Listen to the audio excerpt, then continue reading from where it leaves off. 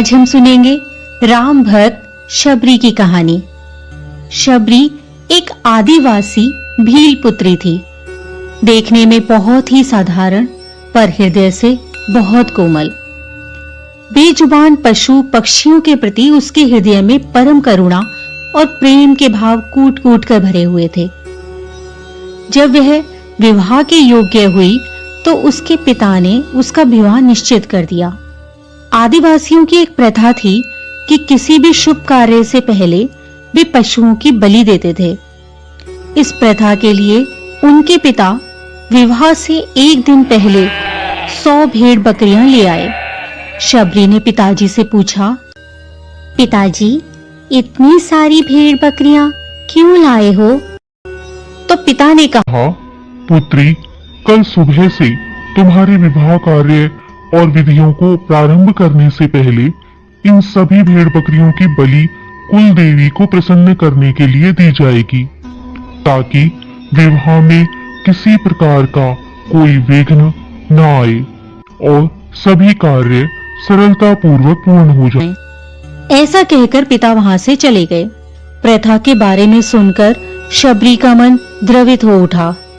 वह बहुत दुखी हुई। उस रात शबरी को नींद भी नहीं आई और वह पूरी रात उन भेड़ बकरियों के पास ही बैठी रही। उसके मन में एक ही बात रह रह कर उठ रही थी कि कैसे वो इन बेजुबान पशुओं को बचा पाए। तभी अचानक शबरी के मन में एक ख्याल आता है कि यदि वह सुबह होने से पहले भागकर जंगल की ओर चली जाए तो इन जानवरों की जान बच सकती है। शबरी यह बात भी भली भांति जानती थी कि यदि वह इस घर से एक बार चली जाएगी तो उसके बाद वह घर वापस कभी नहीं आ पाएगी। परंतु उसका चित्त किसी भी प्रकार उन बेजुबानों को अपनी वजह से बलि चढ़ते हुए देखने के लिए तैयार नहीं था। सो उसने खुद से पहले उन जानवरों के विषय में सोचा और उसी पल शबरी घर से निकलकर एक घने जंगल की ओर चल दी। अकेले शबरी इस प्रकार घने जंगलों में भटक रही थी। तब शबरी ने शिक्षा प्राप्त करने की सोचकर कई ऋषि मुनियों के आश्रम में दस्तक दी, परंतु एक छोटी जाति की होने के कारण सभी ने उसे धुतकार कर निकाल दिया। कोई भी ऋषि मुनि उसे शिक्षा और ज्ञान देने के लिए राजी नहीं हुआ। इसी प्रकार भटकते हुए शबरी मतंग ऋषि के आश्रम में पहुंची और उसने अपनी शिक्षा प्राप्ति की इच्छा प्रकट की। मतंग ऋषि ने पूर्ण प्रसन्नता के साथ शबरी को अपने गुरुकुल में स्थान दे दिया। इसके लिए मतंग ऋषि को अन्य कई ऋषि मुनियों के कोप का और विभिन्न प्रकार की तरह तरह की बातें सुनने का तिरस्कार भी सहना पड़ा। उधर शबरी ने बहुत ही जल्द आश्रम और गुरुकुल के नियम, कर्म और आचरणों को बहुत ही आसानी से अपना लिया और दिन रात अपने गुरु की सेवा में लग गई। शबरी शिक्षा प्राप्ति के साथ साथ आश्रम की सफाई, गौशाला की देखरेख, गऊओं का ध्यान रखना और अन्य गुरुकुल वासियों के लिए भोजन बनाने जैसे कार्य भी पूर्ण हर्ष और भाव के साथ करती थी। इसी प्रकार कई वर्ष बीत गए। मतंग ऋषि भी शबरी के आचरण, व्यवहार और गुरु भक्ति से बहुत प्रसन्न थे। मतंग ऋषि अब बूढ़े हो चुके थे। उनका शरीर भी दुर्बल हो चुका था। तभी एक दिन उन्होंने शबरी को अपने पास बुलाया और कहा, पुत्री, मेरा शरीर अब दुर्बल हो गया है। अब मैं अपना शरीर छोड़कर परमपिता में लीन होने की इच्छा से समाधि लेना चाहता हूँ। परंतु उससे पहले मैं तुम्हें एक आशीर्वाद देना चाहता हूँ। बताओ, तुम्हें क्या चाहिए? तब शबरी आंखों में आंसू भरकर कहने लगी, हे गुरुवर, आप ही मेरे पिता हैं। आप मुझे अपने साथ ही ले चलें। तब ऋषि मतंग बोले, नहीं पुत्री, मेरे बाद तुम्हें इस आश्रम का ध्यान रखना होगा। तुम्हारी ईश्वर भक्ति और कर्तव्य परायणता, करुणा भाव का तुम्हें उचित लाभ मिलेगा और उसी के फलस्वरूप एक दिन तुम्हें उस परम पिता का दर्शन होगा। स्वयं राम जी तुमसे मिलने आएंगे और तुम्हारा उद्धार करेंगे और तुम्हें मोक्ष की प्राप्ति होगी। इतना कहकर मतंग ऋषि अपनी देह को समाधिगत कर लेते हैं। उसी दिन से शबरी ने श्री राम के इंतजार की लौ अपने हृदय में जला ली।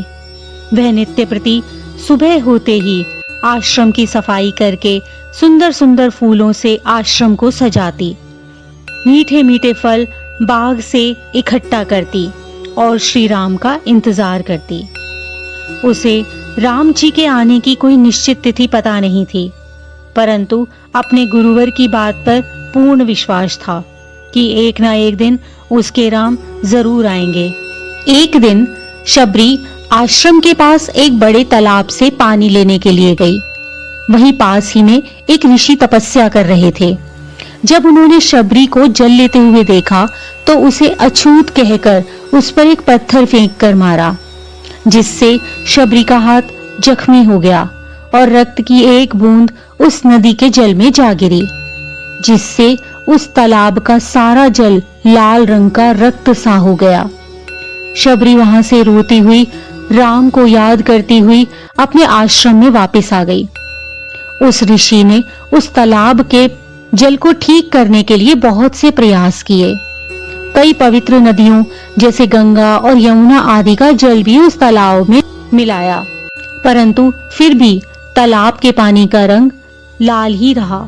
कुछ वर्षों बाद जब श्री राम सीता माता की खोज करते हुए उस तालाब के पास आए तो वहां के लोगों ने राम जी को बुलाया और उनसे आग्रह किया कि हे प्रभु, हम आपके चरणों के प्रभाव को जानते हैं, आप कृपा करके अपने चरणों से इस तालाब के रक्त को छू दें ताकि वह फिर से जल बन जाए और हमारी पीने के पानी की समस्या का समाधान हो जाए। उनके आग्रह पर राम जी ने उस तालाब में अपने चरणों को रखा, परंतु उसका कोई प्रभाव नहीं पड़ा। जल पहले जैसा सुर्ख ही रहा। तब श्री राम ऋषि से कहते हैं, हे ऋषिवर, आप मुझे इस तालाब की संपूर्ण कथा सुनाएं कि कैसे इसका जल रक्त में परिवर्तित हो गया। तब ऋषि उन्हें शबरी और तालाब की पूर्ण कथा बताते हुए कहते हैं कि हे प्रभु, यह जल उसी शूद्र शबरी के कारण अपवित्र हो गया है। तब भगवान बहुत दुखी होकर कहते हैं कि हे ऋषिवर, यह रक्त उस शबरी का नहीं बल्कि मेरे हृदय का है, जिसे तुमने अपने वचनों से दुखाया है और घायल किया है। और भगवान राम ऋषि से आग्रह करते हैं कि कृपा करके आप माता शबरी को यहाँ बुलाएं, मुझे उनसे मिलना है। तभी शबरी को वहां पर बुलाया गया। बुलाने के लिए लोगों ने बताया कि राम जी आए हैं। तो राम नाम सुनते ही शबरी, मेरे प्रभु आ गए, मेरे राम आ गए, ऐसा कहते हुए वहां दौड़ी चली आती है।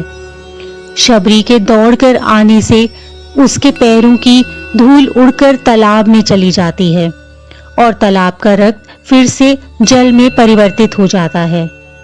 और राम जी ऋषि से कहते हैं, देखिए गुरुवर, आपके कहने के अनुसार मैंने सब किया, परंतु उसका कोई लाभ नहीं हुआ और यह रक्त शबरी माता के पैरों की धूल लगते ही फिर से जल बन गया है।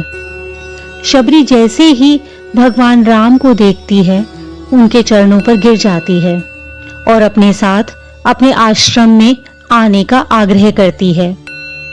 शबरी ने उस दिन भी अपना आश्रम फूलों से सजा रखा था और बाग से चख चख कर सबसे मीठे और रसदार बेर अपने प्रभु राम के लिए लाई थी। शबरी पूरे उत्साह और आनंद से प्रभु राम का स्वागत करती है और उन्हें मीठे मीठे बेर खिलाती है। प्रभु राम भी बड़े प्रेम से उन्हें खाते हैं और लक्ष्मण जी से भी बेर खाने को कहते हैं। तब लक्ष्मण जी कहते हैं, भैया ये बेर छूटे हैं, आप भी इन्हें ना खाएं। तब श्री राम कहते हैं, लक्ष्मण ये बेर छूटे नहीं बल्कि सबसे मीठे हैं, क्योंकि ये प्रेम और भाव से भरे हुए हैं और भगवान राम और भी अधिक प्रेम से उन बेरों का आनंद लेते हैं। मतंग ऋषि का कथन सत्य होता है और देवी शबरी को मोक्ष की प्राप्ति होती है और राम शबरी के राम बन जाते हैं।